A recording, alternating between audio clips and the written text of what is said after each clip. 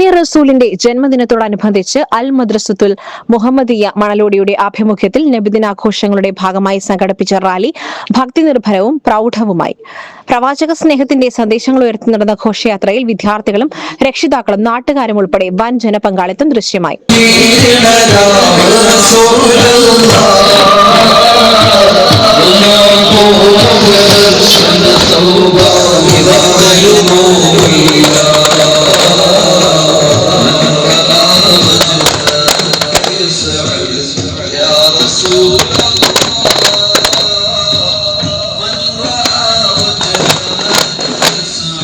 പ്രവാചക കീർത്തനങ്ങളും തക്ബീർ ധ്വനികളും കൊണ്ട് മനോഹരമായ ചടങ്ങിൽ മഹല്ല് ഖത്തീബ് അബ്ദുൾ റഷീദ് സഖാഫി, ഹിബത്ത് സഖാഫി, ഷഫീഖ് മൊയ്നി എന്നിവർ ആശംസകൾ നേർന്ന് സംസാരിച്ചു.